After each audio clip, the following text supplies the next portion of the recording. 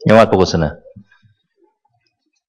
Terima kasih Datuk Ketua untuk mengizinkan saya juga terlibat dalam membahaskan Undang-Undang Keuangan nombor 2 2013. Tadi saya ada dengar cadangan daripada Jasin. Saya sangat bersetuju dengan cadangan daripada Jasin rakan saya, iaitu satu peruntukan yang disebut ini itu untuk pengeluaran awal kepada caruman dalam insurans yang boleh dikeluarkan, yang sebelum ini hanya dibenarkan bagi orang untuk meninggalkan negara.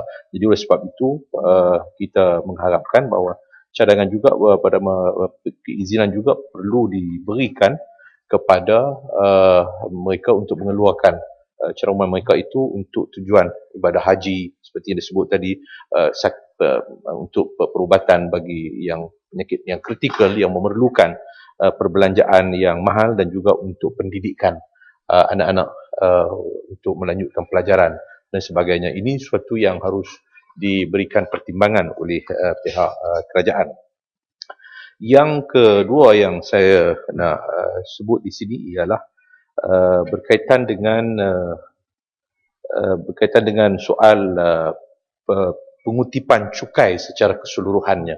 Sebab bila disebut soal cukai, maka sudah tentu untuk melihat penghasilan pendapatan yang dihasilkan daripada kutipan cukai yang dikenakan dan kutipan itu diperolehi oleh pihak kerajaan, sama ada cukai pendapatan yang disebut di sini cukai stamp atau stamp, cukai petroleum pendapatan, cukai keuntungan harta tanah, dan cukai perniagaan, aktiviti perniagaan di labuan. Semua ini ialah sebagai sumber pendapatan kepada negara kita, dan kita harus melihat bahawa apa yang lebih penting ialah kepada pertama sekali ialah bagaimana keberkesanan untuk kita mengutip cukai, keberkesanan, kebijaksanaan untuk pengutipan cukai yang perlu dibuat secara yang lebih baik supaya tidak ada orang untuk cuba lari daripada membayar cukai. Saya percaya bahawa yang lari daripada bayar cukai ini bukan orang susah, bukan orang miskin. Sebab orang susah, orang miskin ni memang dia tak masuk dalam asnaf yang dicukaikan. Tidak masuk dalam kumpulan yang layak untuk dicukaikan. Sudah tentu bahawa yang selalu duk lari. Ya, Timbalan Menteri ada minta penjelasan daripada saya. Tak, Timbalan Menteri. Timbalan Menteri berdiri. Saya ingat dia nak minta penjelasan daripada saya. Jadi selalunya orang yang lari daripada cukai ini ialah orang kaya, syarikat-syarikat, korporat dan sebagainya.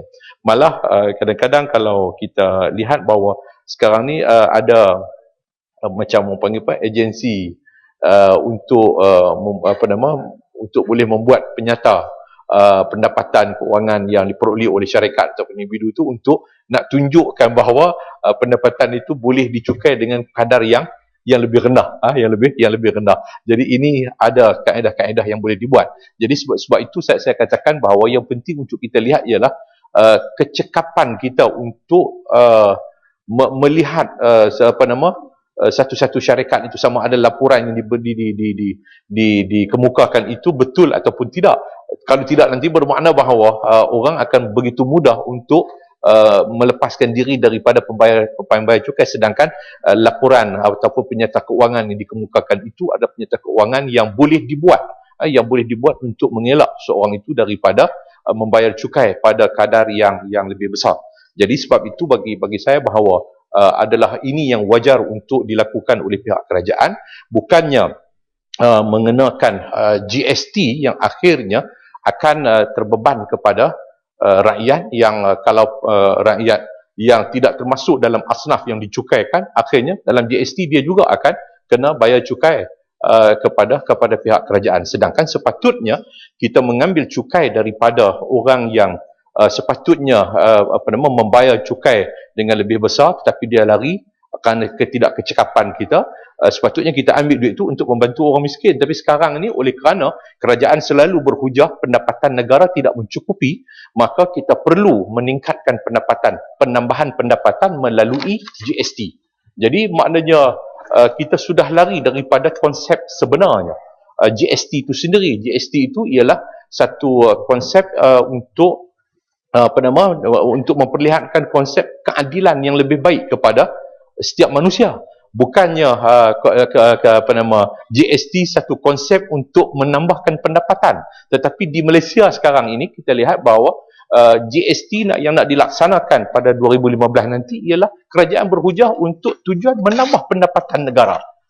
Sedangkan yang kita nak lihat ialah adil. Kalau adil, saya percaya bahawa dengan sistem percukaian yang ada pada hari ini pun, kalau dibuat secara yang baik dan kerajaan meningkatkan efisiensi pengutipan dan penyiasatan kepada mereka-mereka yang sepatutnya membayar cukai ini, saya percaya bahawa hasil yang kita nak harapkan daripada pendapatan penambahan daripada GST ini mungkin dalam 20-30 bilion itu boleh diatasi melalui kutipan cukai daripada sistem yang ada sekarang ini. Jadi sebab itu bagi saya bahawa saya mengharapkan pihak kerajaan harus melihat kembali persoalan ini untuk memastikan supaya hasil percukaian yang kita pungut ini akan dapat dipungut secara yang sebaiknya untuk mengelak daripada kita nak kenakan kepada sejumlah ataupun bilangan jumlah manusia ataupun rakyat yang lebih ramai di dalam negara kita ini. Jadi ini yang harus dilihat supaya melihat bahawa GST bukan tujuan untuk menambah pendapatan. Kalau nak menambah pendapatan, maknanya kerajaan tak bijak untuk nak kutip cukai daripada sistem cukai yang ada pada hari ini, dan kerajaan tak bijak untuk nak membelanjakan supaya nak mengelak daripada ketirisan dan kebocoran. Sebab itu kalau kita lihat laporan audit yang ketiga ini pun, siri yang ketiga, laporan audit siri yang ketiga ini pun memperlihatkan berlaku lagi ketirisan dan kebocoran-kebocoran yang akhirnya menghilangkan wang yang sepatutnya boleh kita belanjakan untuk tujuan pembangunan. Bukan kita nak buat pembangunan, kita ambil daripada poket rakyat, iaitu mengurang dan menarikkan subsidi yang telah pun diberikan kepada rakyat selama ini. Ya, insyaAllah. Baik, terima kasih Tuan Speaker. Terima kasih Pokok Sena. Saya nak tanya pada Pokok Sena, pandangan Pokok Sena berhubung dengan kenyataan Datuk Seri Perdana Menteri yang mengatakan bahawa it's either GST or bankruptcy. Sama ada kita kenakan GST ataupun negara akan bankrupt. Nombor satu. Nombor dua, bagaimana pandangan Pokok Sena dengan keadaan ekonomi kita di mana pihak kerajaan dia dah tak ada idea lagi macam mana nak tambahkan pendapatan, macam mana nak tambahkan revenue. Tak ada cara lain melainkan tarik balik subsidi dan tambahkan cukai. Tak mampu untuk nak menghasilkan satu sumber pendapatan yang baru, sama ada melalui industri tinggi ke teknologi tinggi ke apalah yang selama ni duk cakap, yang kata macam seolah-olah ada masa depan yang cemerlang dan sebagainya, tapi akhirnya bila tak ada cara lain, tarik balik subsidi, tambah cukai. Tu mana-mana orang pun pandai buat. Terima kasih, betul, terima kasih sahabat saya daripada Shah Alam. Ya, saya bersetuju bahawa menunjukkan bahawa betapa rendahnya tahap keupayaan daya fikir inovasi pihak kerajaan pada hari ini yang sepatutnya boleh mengenal pasti sumber-sumber pendapatan baru. Sumber pendapatan baru itu bukan diambil daripada poket rakyat, daripada percukaian, tetapi melalui penghasilan sumber hasil bumi ataupun industri tinggi seperti mana disebut tadi untuk tujuan menambahkan pendapatan. Ini yang sepatutnya dilakukan oleh pihak kerajaan. Tapi yang nampaknya hari ini bahawa tahap inovasi pihak pemimpin kerajaan kita ini terlalu rendah. Jadi dia tak betul nak fikir ambil daripada poket rakyat. Jadi kalau macam ni siapa pun boleh jadi menteri. Baik tukang JKK Pontian menjadi Timbalan Menteri Keuangan kan. Jadi pakai penaik cukai kan. Penaik cukai kena cukai bawah. Dia boleh balas balik ketika menjawab. Ya. Jadi bila tak ada duit, habis seluk poket rakyat. Habis duit, seluk poket rakyat. Seluk atau seluk? Gagau dalam poket rakyat. Gagau. Jadi gasak sampai tertomuh ni GST. Jadi sebab itu saya katakan bahawa saya setuju apa disebut. Kebetulan sama jawatan yang matang. Ya? Sama jawatan. Ya, rakan-rakan sejawat itu saya boleh melawak kan. Adik dia pas. Tak apa. Adik dia pas. Abang dia pun pas. Jadi ada yang inilah pas. Malaysia. Tak apa, yang ada yang adik pas, abang UMNO. Adik pas, abang UMNO Johor Bahru. Macam tu juga apa nama Pontian, adik dia baik dengan saya, adik ipar lagi mau baik. Jadi kita hantar orang kita tu mengorat anak orang UMNO. Mujuk anak dia kecil. Oh tidak, saya suruh anak saya mengorat anak dia. Sebab itu saya cukup kecewa seperti apa yang disebut oleh Shah Alam tadi, bahawa untuk nak suruh orang bayar cukai ni, sama sekali Perdana Menteri kata siapa tak bayar pengkhianat.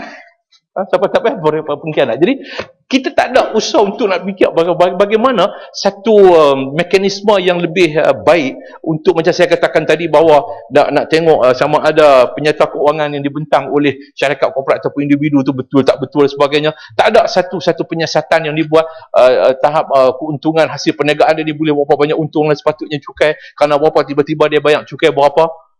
Jadi sepatutnya ini bukannya menakutkan rakyat, bahawa dilabelkan rakyat itu dengan pengkhianat dan penderhaka. Jadi bagi saya bahawa lemahlah kerajaan ini. Nak suruh orang bayar cukai ni, takutkan rakyat dengan label rakyat pengkhianat dan penderhaka. Jadi supaya orang rakyat tahu, tak mau takut ni makna pengkhianat penderhaka ni orang macam komunis kan, macam komunis. Jadi bagi saya bahawa tak wajar. Yang keduanya pula ialah takutkan rakyat melalui bahawa hang nak GST atau hang nak bankrupt. Jadi supaya dia tanam dalam pemikiran rakyat, bankrupt nanti aku nak cari makan apa kalau Malaysia bankrupt? Aku nak cari makan macam mana? Jadi dia menakutkan rakyat. Bagi saya bahawa tak boleh untuk nak menghalalkan GST ini, nak mengizin dan menghalalkan GST, tak ada hujah nak berdepan dengan rakyat kata kalau kita tak kutip GST ni bankrupt. Jadi teruk, lemahlah kerajaan. Maknanya tanpa GST bankrupt.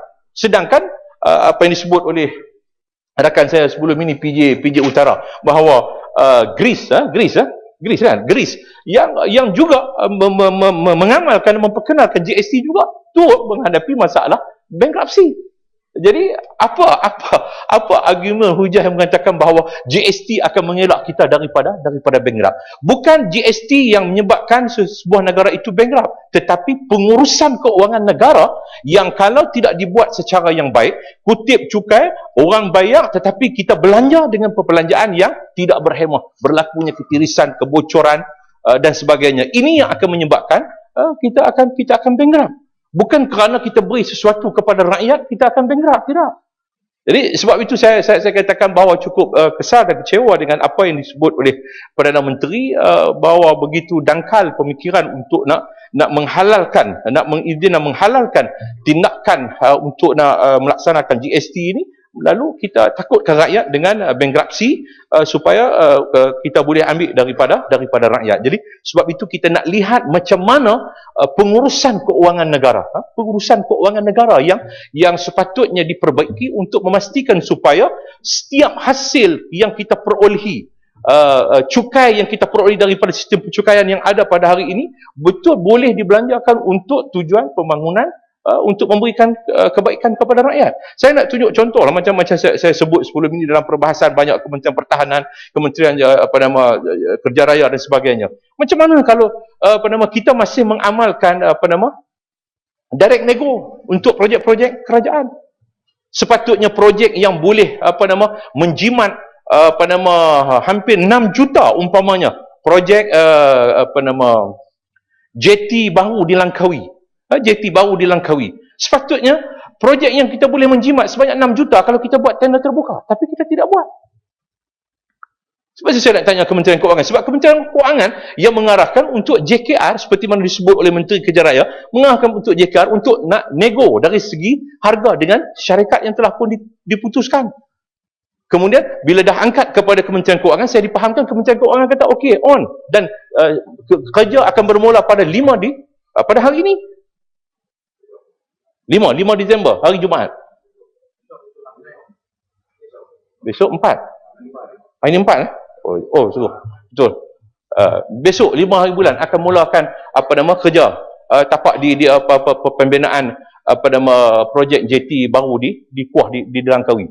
Sedangkan saya dipahamkan bahawa kalau betul mereka open tender hanya sekitar 80 juta, tapi direct nego 86.5 juta. Lebih daripada 6 juta. Berilah, oh ya betul lah. Kata ini syarikat Bumi Putra, saya tak nafi syarikat Bumi Putra, tapi saya tahu syarikat Bumi Putra tu siapa di belakangnya. Yang dia buat projek, banyak projek yang dia dapat boleh katakan semua dia bagi kepada yang bukan Bumi Putra. Jadi saya nak katakan bahawa ini bukan soal isu Bumi Putra apa tidak Bumi Putra, tapi isu dia ialah penjimatan wang rakyat. Penjimatan wang rakyat yang sepatutnya dilihat sebagai satu keutamaan untuk rakyat, untuk kerajaan, perbaiki dari segi pengurusan keuangan. Pengurusan keuangan ini yang akan menentukan sama ada kita boleh bankrupt ataupun tidak. Kalau pengurusan keuangan ni tak betul, tak cekap dan sebagainya, ini yang akan membawa kepada bankruptcy kepada sebuah negara. Bukannya dengan GST maka kita akan bankrupt, tidak. GST pun kalau dia dapat duit banyak, dia belanja tak betul, macam Greece, dia dapat duit banyak, dia belanja tak betul, tireh, bocor dan sebagainya, dia juga bankrupt. Itu ada GST lah. Berapa peratus? 21%, lebih tinggi daripada Malaysia. Maknanya hasil pendapatan dia berlipat ganda daripada sebelum ini. Jadi sebab itu saya nak minta bahawa dari segi pengurusan keuangan negara yang perlu diperbaiki. Saya setujulah maknanya apa yang disebut oleh Timbalan Menteri sewaktu sesi soal jawab pagi tadi, kata hasil daripada penjimatan subsidi minyak ni kita telah buat itu, buat ini dan sebagainya, buat RTC, buat UTC. Tapi saya nak sebut bahawa UTC ni saya nak sebut sebab ada kaitan dengan Kementerian Keuangan, Pusat Transformasi Bandar. Saya bersetujulah bahawa pusat transformasi bandar untuk memberikan kemudahan kepada rakyat. Ya baik, saya setuju supaya setempat orang panggil untuk nak bayar, nak one stop center, maknanya orang nak urus pasport antarabangsa, immigration, pendaftaran negara, bayar bil itu, bayar bil ni, betul. Tetapi takkan itu yang kita nak transform bandar kita? Dari segi nama. Takkan ada online, orang boleh buat online. Road tax boleh melalui online. Saya nak saya katakan bahawa takkan kita nak transform bandar kita begitu. Buat apa kalau ada UTC banjir tenggelam Kuantan, buat apa? Dengan UTC dia tenggelam.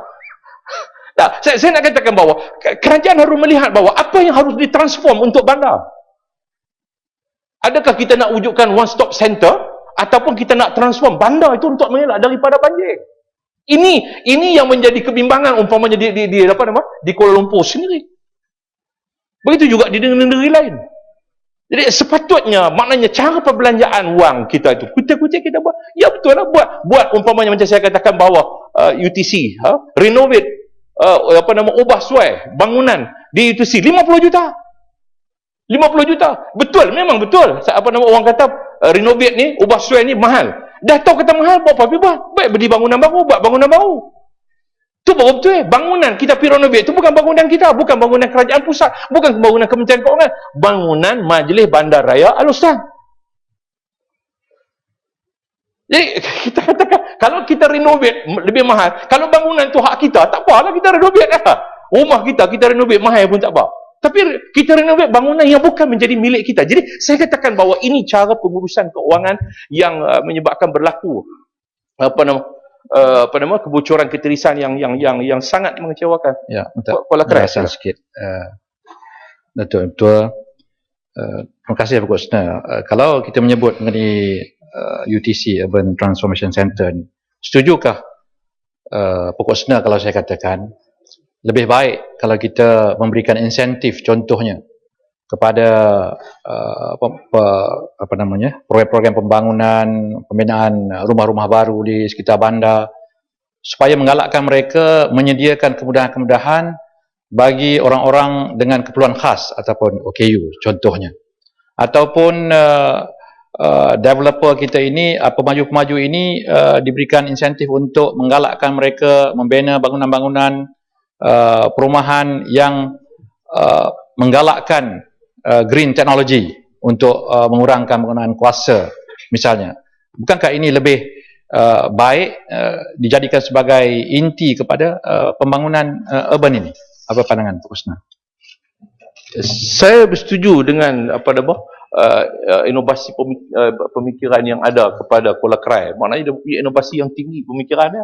Dia boleh fikir bahawa untuk nak berikan sesuatu kepada masyarakat bandar dan juga di luar bandar, UTC ataupun RTC untuk tujuan berikan satu keselesaan yang lebih baik kepada mereka. Ini yang sepatutnya ada kepada pemimpin-pemimpin kerajaan pada hari ini. Jadi sebab itu saya minta bahawa supaya pihak kerajaan harus melihat kembali dari sudut pengurusan keuangan ini. Saya pokok saya ialah pengurusan keuangan, bukan soal pencukaian, GST, kita nak tambah pendapatan negara. Kalau kita urus dengan baik, duit yang sedikit kita boleh buat benda yang banyak. Tapi kalau kita hasil yang banyak, kita kaya, kita tak reti nak belanja, kita buat satu benda yang tak akan mendapat keuntungan yang besar kepada kita. Orang yang pandai ialah orang yang pandai berbelanja dengan duit yang sedikit, pendapatan yang sedikit, tapi dia boleh memberikan sesuatu yang terbaik untuk kehidupan dalam keluarga dia. Ini baru orang pandai. Jadi sebab itu saya meminta pihak kerajaan supaya melihat soal pengurusan keuangan, perbaiki masalah pengurusan keuangan negara kita ini. Kita tak mau nanti setiap tahun laporan audit menunjukkan kepada kita bahawa cukup lemah, berlaku ketirisan. Dapat duit banyak mana pun, tirih lagi besar pendapatan, lagi besar tirih kita, lagi besar bocor kita.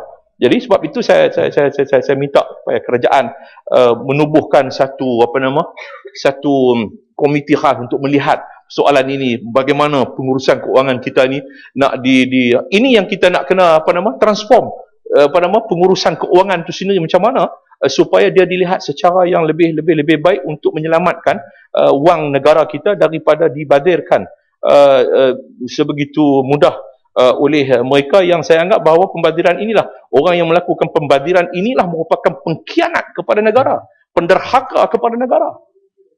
Bukan rakyat yang nak ditakutkan dengan tak bayar cukai sebagai pengkhianat ataupun penderhaka. Sebab rakyat kalau dia tak mau bayar cukai, katalah orang yang nak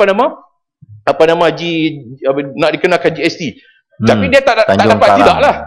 Tak apa, kejap. Tak dapat tidak kalau GST dikenakan, dia kena bayar. Tapi kalau ada orang yang tak nak bayar cukai, dia kata bahawa aku bukan tak nak bayar cukai, tapi aku tengok aku bagi duit kat kerajaan belanja tak betul. Takkan kita nak kata bahawa dia pengkhianat, dia penderhaka? Ini lebih baik orang itu, dia kata lebih baik aku pergi bagi zakat, bagi untukkan, bantu orang miskin, buat rumah dan sebagainya. Jadi ini yang harus dilihat. Ada apa Tanjung Karang? Bang. Tapi perhimpunan tak kena tugas ni. Patut tugas kat perhimpunan orang Meloro. Nak bagi atau tak bagi yang mat? Tapi jaga wanita ke, puteri ke? Dia apa tak faham ni, program perhimpunan agama UMNO ni pemuda dengan puteri. Tak apa. Dah saya nak minta pandangan sahabat saya Pokok Sena ni, dia cakap pasal pengurusan kewangan. Dan juga dikaitkan kalau mengurus wang tak betul, dia kata penderhaka, pengkhianat, ada duit, ada kata duit orang yang terkedik ini kata duit sikit, belanjanya pandai. Saya tanya pendapat yang Mat, apa komen yang Mat? Kalau kata ada orang dia duit banyak, tapi dia tak kerti belanja, duit ada disimpan. Saya contoh dengan Selangor lah. Apa kami umat ni? Laporan sebenarnya tengok. Duit meris. Duit yang dibagi oleh kerajaan persekutuan bawah perlembagaan. 60% tidak dibelanjakan. Disimpan duit itu. Untuk apa? Sehingga kan adun-adun. Gombak ni, dia punya kepala ada. Tulis memorandum kepada kerajaan negeri Selangor supaya belanjakan duit. Dan juga penasihat RM2 daripada Selangor per hari, Perkhidmatan Pauh, penasihat yang lebih RM1 ni pun bagi komen, kata negeri Selangor tak kerti belanja ni. Jadi yang mana satu betul ni Ahmad? Yang mana yang Ahmad rasa yang elok? Baik. Ada apa? Syaram. Allah, terima kasih Pak Sena. Ni pasal isu Selangor lah. Kita kesian lah orang yang dah kehilangan kerajaan negeri Selangor ni. dah 2 kali.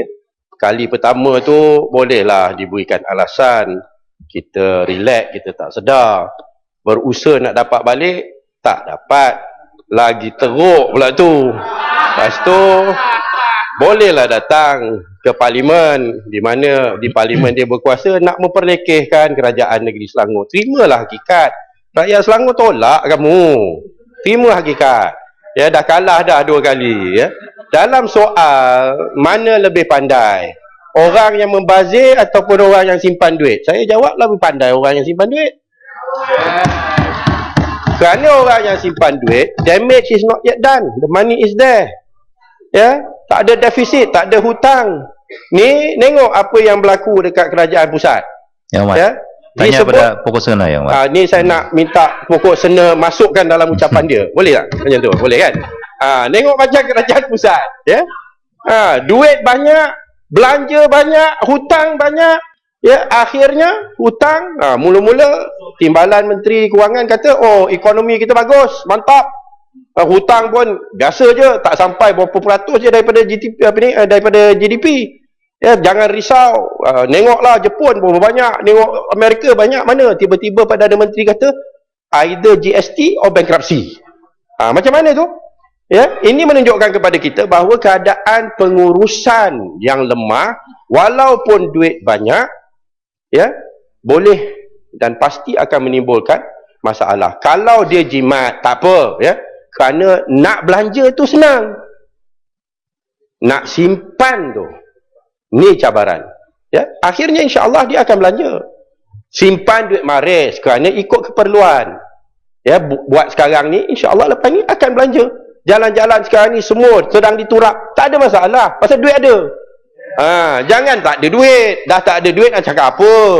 Ya, bagaimana pokok sena? Terima kasih. Saya kira tak payah jawab dah, apa nama Shah Alam tolong jawab. Sama-sama Selangor. Dan itulah jawapan saya pun. Memang itu jawapan saya. Lebih baiklah orang dia simpan duit, dia tak belanja daripada ada duit tirih bocor. Tirih bocor. Nak buat apa? Maknanya merugikan rakyat, tapi dia tak rugi, selepas ni dia belanja. Lepas ni dia bagi untuk projek pembangunan untuk rakyat. Jadi takkan Tanjung Karang tak boleh fikir antara dua hak mana lebih baik lah. Saya ingat tanya JKK Tanjung Karang pun dia tahu jawab. Seputi dan Tanjung Karang bangun. Tolong. Ya? Boleh tak? Bagi dia dulu, bagi dia dulu. Bagi dia dulu. Tak apa, bagi dia sekali. Tak lagi saya bagi you. Tak, saya bangkit tu sebab saya tengok daripada Petang Pauh pun bagi komen yang sama. Itu saya kata adun-adun. Yang Ketua Alih Gombak ni juga buat memorandum kepada Menteri Besar mempersoalkan kenapa kerajaan Nenggih tidak belanja. Itu yang saya tanya. Kalau kita ada duit kita tak belanja, macam mana kita nak membangunkan negeri? Itu belum kita daripada mana punca-punca duit lain yang dia dapat. Jadi kalau komen saya salah, bermakna komen Pematang Pauh masalah lah. Memorandum yang dibuat oleh kumpulan daripada Gombak, kemudian daripada Pakatan Pembangkang, yang dihantarkan Menteri Besar pun salah lah. Bermakna kalau komen saya salah, masalah bermakna Shah Alam kena bagi nasihat kepada Petang Pauh, kena bagi nasihat kepada Gombak dan juga PAS dan PKR dekat Selangor bahawa memorandum itu tak betul. PAS ni bagi nasihat kepada penasihat ekonomi negeri Selangor ni. Saya hanya nak bagi pandangan ke komen mereka, tapi kalau Shah Alam lebih pandai daripada Petang Pauh, saya nak cadangkan bagi Shah Alam jadi penasihat ekonomi pula kepada negeri Selangor. Okey, terima kasih. Yang Muhammad Tanjung Karang tadi tanya saya, mana lebih baik? Mana lebih baik? Tak timbul masalah kenyataan Matang Pauh ke Gombak. Tanya mana lebih baik antara dua? Ada duit simpan dengan ada duit belanja. Jadi kita kata lebih baiklah kalau simpan daripada belanja yang jadi tirih. Itu saja jawapan dia. Sebab itulah saya nak tanya, sebab ini yang bagi komen ni penasihat ekonomi dia. Itu yang saya nak tanya pendapat pendapat pokok sana. Baik, Mana Mazin. yang baik? Mazin, Sebab Mazin. yang bagi komen ni ialah penasihat ekonomi Negeri Selangor dan Okey. juga adun-adun Negeri Selangor ni. Okey. Yang kedua Okey. kerja Negeri Selangor. Itu saya nak Okey, tanya. sebab itu maknanya komen yang diberikan oleh Matampau, Gombak atau apa, itu menunjukkan sikap keterbukaan kita. Kita berani, maknanya akhirnya kita suruh dia belanja, dia belanja lah. Dia dengar lah kata kita. Dia kita suruh dia belanja, belanja lah. Belanja untuk tujuan pembangunan rakyat dan sebagainya. Walaupun orang duk kata dia tak belanja, tetapi hakikatnya Selangor lebih maju Sebentar, daripada Perlis. Pokok sana. Pokok sana sebentar ya, Mat. Saya nak tanya Yang Muhammad Menteri sama ada perbahasan ini masih dalam konteks pindaan. Jauh tersasar, jauh terlalu amat jauh Jadi balik tersasar. kepada pindaan Yang Muhammad. Ya. Balik Jadi- kepada pindaan Yang Muhammad. Jadi Yang Muhammad, Tuan Speaker, nampaknya ni saya katakan bahawa lemah pemimpin kerajaan, cukup lemah sungguh lah. Dia kemudian kata jauh tersasar. Apa tersasarnya? Ni nak kutip cukai daripada rakyat. Nak pungut cukai daripada rakyat. Jadi kita Tak. nak bincang bahawa macam mana apa nak uruskan cukai, kutipan cukai yang telah pun dipungut daripada rakyat. Takkan nak jauh tersasar. Jadi nampak Tak, Yang Muhammad, sebenarnya Yang Muhammad dalam peraturan tak apa. 361 Yang Muhammad ya. saya Pindaan tu cuma perkara yang dipindah. ya. Tak apa. Tak apa. Baliklah balik. Tak apa. Tapi saya ingat dia pun dah dia pemikiran dia tu dah tersasar di PWTC. Dia tersasar pemikiran dia ke PWTC. Sebab tu saya kata tadi bahawa kalau orang duk kata Selangor tak belanja, tak buat ini, tak buat ini, tapi dia lebih maju daripada Perlis. Lebih maju daripada Perlis. Betul tak, Arau? Lebih maju daripada Perlis. Dari segi pelabur datang. Banyak di Selangor. Tak pernah Perlis naik darjah pelaburan. Dari segi pelaburan luar, Perlis tak pernah naik darjah. Dah semua. Sama ada di zaman Arau jadi Menteri Besar ataupun sekarang. Sekarang ni lagi teruk. Institut pendidikan tutup. Apa? IPTIK tutup. Kenapa? Maknanya tu bankrupt lah bila tutup institusi pendidikan. Bankrupt lah. Sampai maknanya anak nak sekolah pun. Berat lah makanya Perlis ni. Tanjung Nampak? Karang bangun Yang Muhammad. Saya ingat Yang Muhammad, maknanya kalau nak banding kerajaan Perlis di bawah sekarang dengan di bawah pimpinan Arau tu lebih baik Arau. Itu saya puji lah. Sepatutnya dia tak boleh duduk di sini. Dia kena balik ke Perlis. Terrajui balik Batu Perlis tu. api itu Yang Muhammad. Batu api.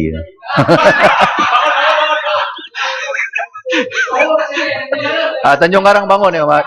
Ya, Boleh. baik. Saya nak Tanjung betulkan Karang fakta. bangun. Boleh nak betulkan fakta yang berhormat je. Ya. Boleh.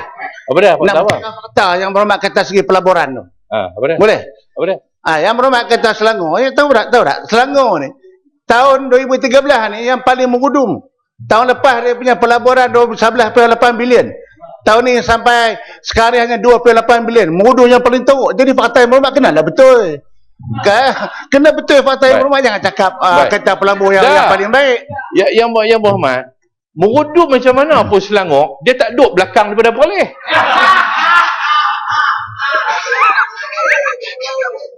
Mana? Mana dia mengudum, dia tak duduk belakang daripada Perlis. Tanya Gua Musang bekas Menteri Keuangan daripada dulu kan. Maknanya Perlis tak pernah naik darjah. Jadi tapi kok mana pun Kuala Langat. Perlis dulu dengan Perlis lah ni baik Perlis dulu. Itu pun tak boleh beza. Baik Perlis dulu. Saya akui lah kawan saya daripada Arau ni memang hebat. Seorang yang sangat mempunyai vision yang jauh lah. Vision yang jauh. Sebab dulu Kedah nak kerajaan Kedah nak cukai ayak. Hoi, dia kata mana boleh, dia kata ayak Allah Taala bagi. Jadi tak jadi terus. Yang tu hebat. Dia kata ayak Allah Taala bagi. Awak nak tanya apa?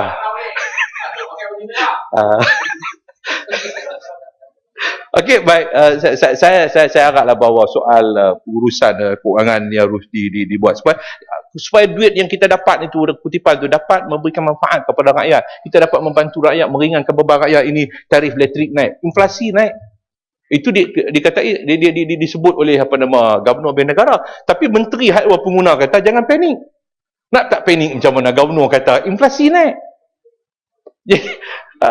Maknanya ini persoalan yang harus dilihat oleh pihak kerajaan untuk membantu masyarakat dan rakyat dalam negara kita untuk pastikan bahawa hasil kutipan yang kita perolehi ini dapat betul-betul kita manfaatkan untuk membangunkan negara untuk kepada rakyat. Jangan lepas pilihan raya kita pederai, kita penek lah macam-macam penek. Sebab apa? Mentaliti kita duk kata bahawa ini jauh lagi daripada pilihan raya, penek pi lah, dekat dengan pilihan raya, kita bagi suatu gula-gula untuk rakyat. Jadi rakyat didahulukan itu berakhir takat pilihan raya. Nak dekat pilihan raya baru rakyat didahulukan. Jadi duk sebut pagi tadi ini yang berhormat Timbalan Menteri Keuangan duk sebut kata bagi BRIM dan sebagainya. Yalah, macam saya kata sebelum inilah, maknanya bagi BRIM macam kita tabung beras bagi kat ayam lah. Kita tabung, lepas tu pisau kita duduk belakang. Tabung beras, kuruk panggil. Ayam yang dekat, ni pisau duduk belakang pinggang ni, tangkap sembelih. Dekat pilihan raya, sembelih. Pokok senang. Macam mana bunyi tu nak masuk handset? Ya, terima kasih. Macam mana bunyi tu nak masuk dalam handset? Yang tu dia pakar, dia boleh. Ya, pokok senang. Ada rakaman. Kuala Kerai nak bertanya sikit. Cukai ni, GST belum kena lagi. 6% katanya. Mungkin masuk tidak, bil elektrik kita masuk. Belum apa-apa lagi, 15% dah naik dah.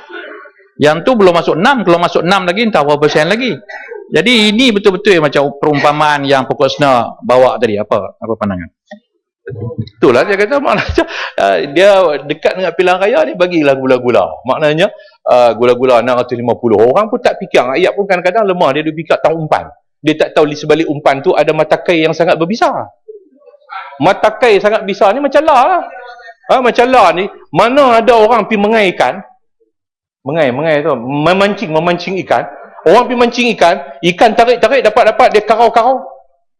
Karau boleh masuk dalam bahasa lah, boleh dia karau tu dia dapat ikan. Mana ada orang nak buang matakai daripada isang ikan tu? Allah cek. Dia baik. Dia kesian tak ada. Boleh tu dia rentapnya. Dia rentap tu dia buang sisip, pedih nak mampu Dia katuk kepala pula. Cukup tu. Rendam dalam air, dia kelang, bubuh garam. Pedih nak mampu, helamnya dua lah. Buah limau lagi, dia kata nak bagi hilang buahnya. Jadi pedih.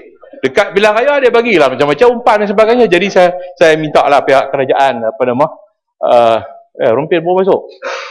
Tak kena jadi pemerhati. Ni. Banjir tak balik. Banjir macam mana wakil rakyat Rompin duduk sini? Apa ni banjir di Rompin? Macam mana ni? Baru balik daripada Rompin? Oh patut, baru balik daripada Rompin. Pagi tadi tak cakap macam tu pada Kuantan. Dah. Dia Kuantan dia nak balik. Dia main bagi tahu dulu kepada rakyat bahawa apa yang dia nak buat. Apa yang dia minta daripada kerajaan pun dia balik. Okey. Tak apalah yang Mat, habiskanlah yang Mat. Rompin dah balik. Boleh habiskanlah yang Mat. Datang. Saya mau mendoa supaya Rompin selamat tak tenggelam dalam banjir tu. Jadi Datuk Yang Dipertua, akhir sekali saya nak minta daripada Kementerian Keuangan ni, kalau saya ikut kertas yang ada ini, pada bilangan yang ke-15 Timbalan Menteri, kalau bilangan 15 ni saya tak tahu sama ada besok akan dibawa ataupun tidak, iaitu Menteri Keuangan akan mencadangkan yang ke-15 ini yang berkaitan dengan pelaburan untuk memperoleh 10 juta unit saham biasa ES dalam Solution Sdn Bhd. Jadi saya nak minta bahawa sebelum ini dibentang besok, dibaca dan dibahas, saya minta supaya kami semua dibekalkan dengan perjanjian kerajaan dengan dua syarikat pengendali AES yang telah pun diberikan sewaktu dia dikendalikan di bawah Kementerian Pengangkutan, di bawah JPJ. Sebab kalau tidak, bagi saya bahawa adalah tidak adil untuk kita nak bentang, kita nak lulus, kemudian nak suruh kami bayar nak lulus tapi tak diberitahu kepada kami. Sampai hari ini kita tak tahu apa butiran perjanjian kerajaan dengan dua syarikat pengendali AES yang telah pun kita berikan sebelum ini. Jadi saya minta rakan saya, Timbalan Menteri, yang saya percaya bahawa boleh membantu kami besok untuk turut sama membahaskan usul ini yang akan dibentang oleh atas sebagai Menteri Keuangan. Jadi Datuk Pengerusi, terima kasih kerana bagi peluang pada saya. Terima kasih.